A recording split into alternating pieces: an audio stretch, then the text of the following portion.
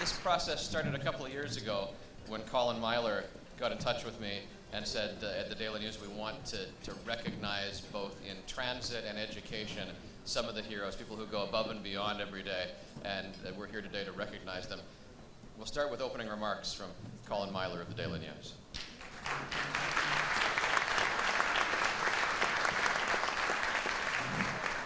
Thank you, Pat. You know, in the news business, there's not many mornings when you can wake up or even go to sleep where you're skipping down the street thinking, I've got good news today. But today is a good news day, because this is the one event, as well as when we do the Transit Heroes Awards, where I really do look forward to it, knowing that this is good news, with great stories, with great people who make huge sacrifices.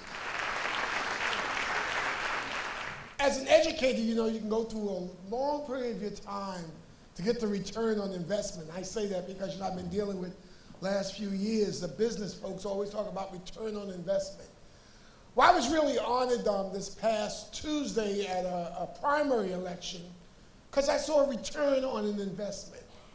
A young lady who was a student of mine when I was a principal in Ocean Hill-Brownsville, graduated from Ocean Hill-Brownsville, went on to high school, went on to college, went on to law school, worked in a congresswoman's office and decided that, well, you know what, I want to run for office. And she won the primary to be the assembly person for the 55th district. That's return on investment. And so educators, do not be dissuaded that it takes a long time. I'm a 40-year guy. Takes a long time, but you know what? What you do every day is God's work. You know what I say to my members? What do I tell you? If you were looking for your thanks here, don't worry about it. When you get to heaven, God will thank you for being an educator. God bless you. Thank you for being here. Congratulations to everyone. Thank you. Good morning. It's a pleasure to be here with you all. Fred Tuda, who is the recipient of today's first award, is someone who has gone way above and beyond his responsibility to deliver for the kids at PS 188 in Coney Island. Their community was hard hit by Sandy, and the school was forced to shut down for more than a month. To 188, however, recovering doesn't just mean getting back on your feet, it means building something even stronger than what was there before. For a school located in the middle of low-income housing projects where life had many challenges even before Sandy, Mr. Tuda is changing lives for young people in Coney Island and creating a new definition for opportunity.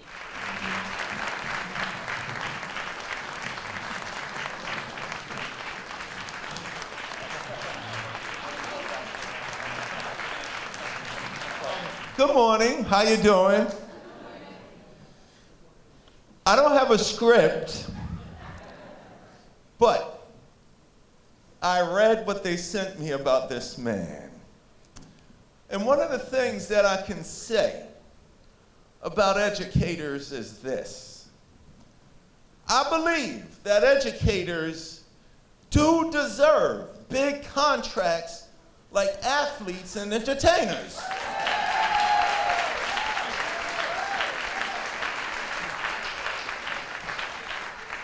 I believe that educators have the most important jobs in the world.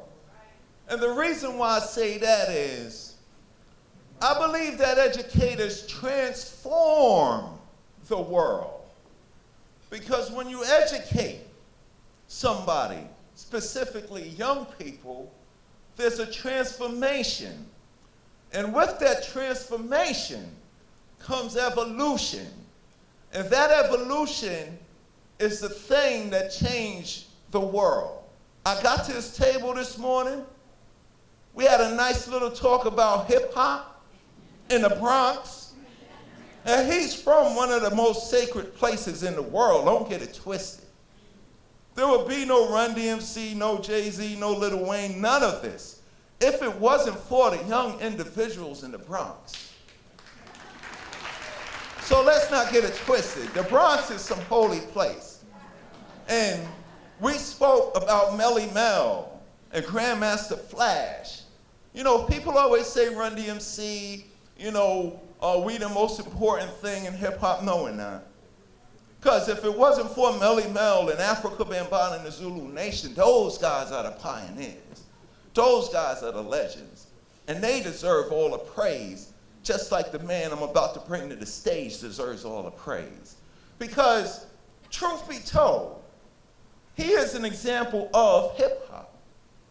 Because he don't just sit around and complain and make excuses. He used his platform as an educator to make a difference, to educate, to transform, and evolve.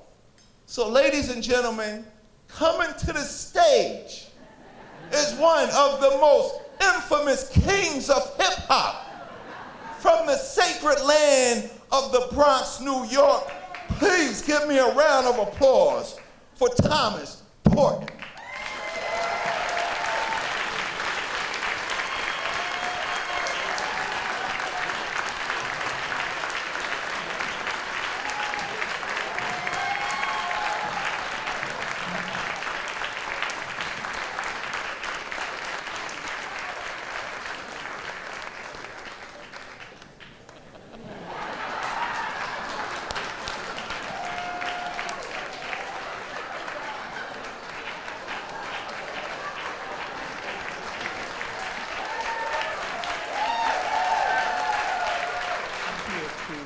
Present an award to a hero, a hometown hero.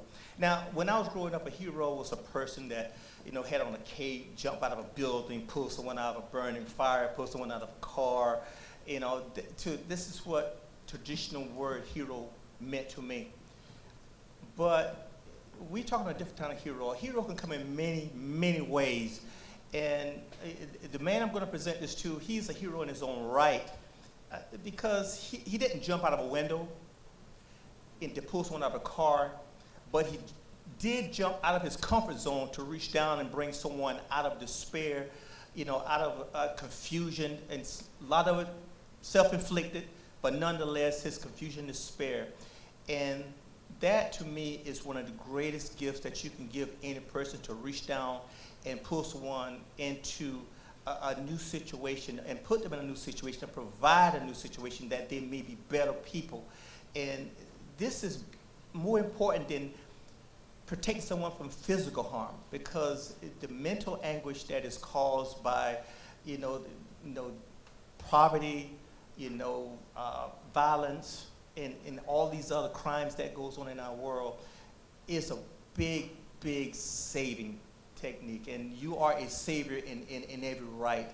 And I'm here to present this award to this man. I would say young man, but I think he's older than I am. So anyway, I think the biggest thing about this is that when I say he went out of his comfort zone, he reaches out to help people that are less fortunate. Drug addiction, kids that are been incarcerated, immigrants, and he has really poured his heart out for these people. And again, even though he doesn't have a big red cape or a big black mask and all of that, but he has a heart of gold. And I think that's what's most important for educators. You have to have a heart of gold and a need and a desire to help people. And with that in mind, I'd like to bring up, and congratulate Robert Swy.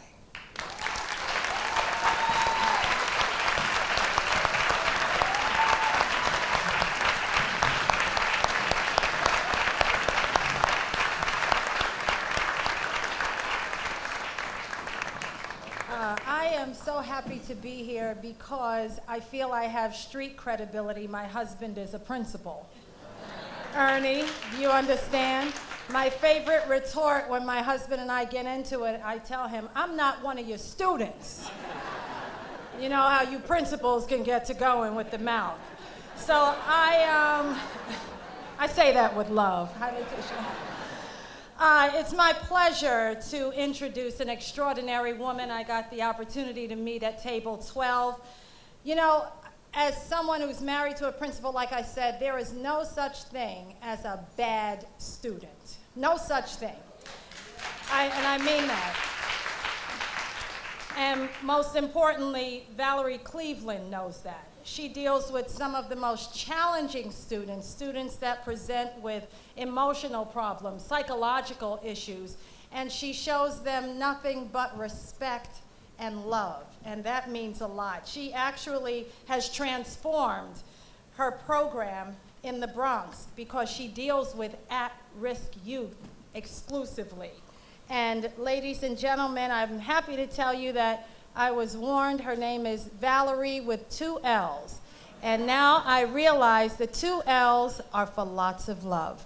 Ladies and, yeah, I made that up just like that.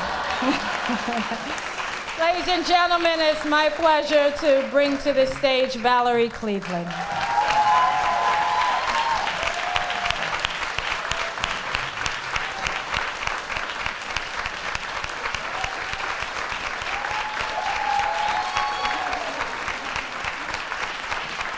Before I get to tell you about our next hometown hero, who I am so overly impressed with, incredible, I would love to tell you about one of her students. Young Jamal came to John F. Kennedy Jr. School in Queens. He was living in a car with his brothers and sisters. He had lost his parents, and he has multiple disabilities. And when everyone else was giving up on him, our hometown hero did not. So not only does she give of herself each and every day, gives of herself to the other employees there and her coworkers and her family, but children like Jamal, who by the way is now 22 and works at the school as a teacher's aide. Way to go. Our hometown hero, ladies and gentlemen, my pleasure to introduce to you Beth Rudolph.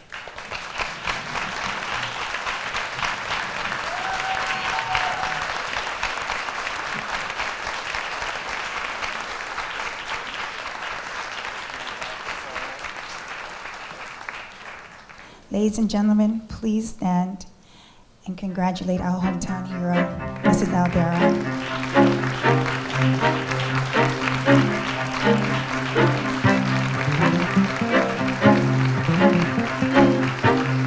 Congratulations. Come on up.